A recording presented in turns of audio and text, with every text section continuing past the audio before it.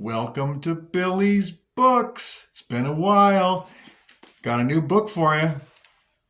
Elantris by Brandon Sanderson. This apparently is a classic. There's a lot of science fiction classics out there I don't know anything about. This one's popular, so I checked it out. It's from like 10 or 15 years ago or something, maybe even 20 years ago. Elantris was, up until recently,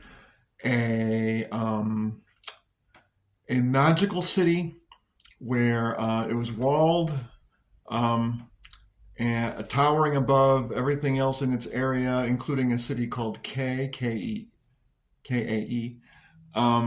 Elantris was supposedly, it was a magical place with gods who lived there, and those gods had their own magical powers. They drew things in the air and they became magic.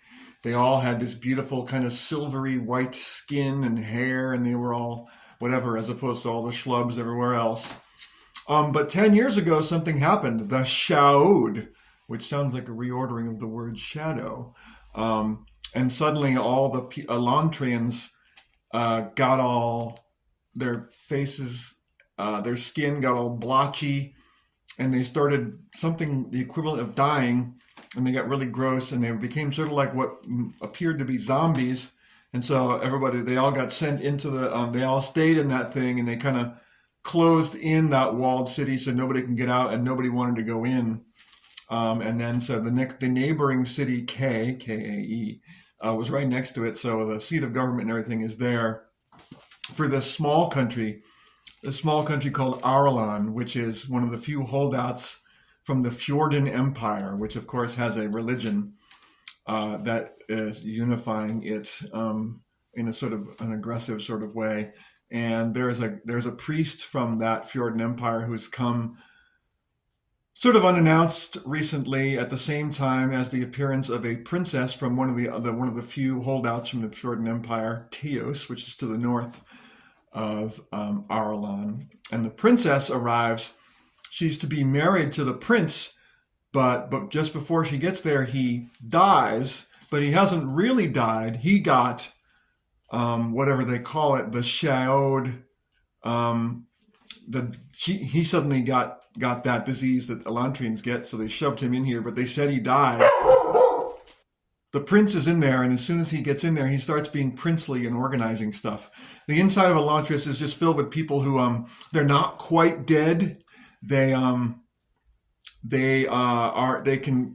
continue to feel hungry and pain, and every time they get a cut, it doesn't heal. They're kind of half dead. So everybody in there is really miserable. The whole place is covered with slime and grit and is breaking down unnaturally fast. Like all the wood is just collapsing and the rocks are crumbling.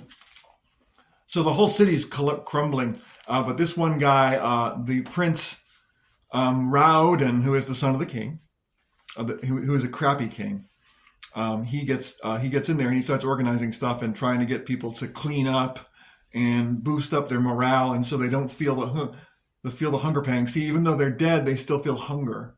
It stinks. And so people from the neighboring city, they send in food every now and then with each new person that comes in, and they get attacked. But he brought the gang situation down. Other people, one of the first persons he befriends in Elantris is Galadon, and he's from the neighboring city, a neighboring country that recently got taken over. And the princess from Teos, she gets there, and she is considered the daughter of the king now simply because she was betrothed to him when he died. By their rules, that makes her a proper princess of this new thing. So she adopts this new world, even though she has no husband. And she sees what's going on with the priest, and it's all very complicated. I've got a quote here. Here's from that priest the evil priest that's coming from the other nation. The first step to taking control of a nation's Areth is the simplest. That's him addressing one of his lower priests. You find someone to hate. You find that hate can unify people more quickly and more fervently than devotion ever could. So that's his solution to taking over a country with religion, is use the hateful side of religion rather than the devotional side of it. This priest has already converted the some other states, and he did it rather violently. He brought up a civil war, and he's hoping that he can convert this country without war. Meanwhile, his underling, Dilaf, is extremely passionate and wants to bring more violence, and he's trying to tempt that. Hrathen is the priest, the foreign priest. Later, after Hrathen sensed firm conviction in his fledgling nobles, he would give them more concrete promises. And no matter what his opponents might say, Hrathen's promises were trustworthy. As little as he liked working with men whose allegiance could be bought, Shu Dereth did hold that ambitions should be rewarded. Besides, it was beneficial to have a reputation for honesty, if only so that one could lie at crucial moments. So there you go, more cynical opinion of religion. In this world, there are these things called seons, S-E-O-N, and they're like these floating orbs that will attach themselves to an individual, usually a noble, because nobles can afford it, or something like that. It's not clear. They just tend to pass them down. They get passed down from one person to another when they die. So these seons, they are able to float about inconspicuously and talk to their humans. They can also go out on scouting missions and come back. And one thing they can do, which is, this is a fantasy book, so it's kind of like the medieval plus magic thing. These seons can be kind of like a video conferences where the little floating orb will become the face of the person they're talking to elsewhere. Kind of like an avatar will appear or something like that. So the princess talks to her dad back at home in Teos, the country to the north.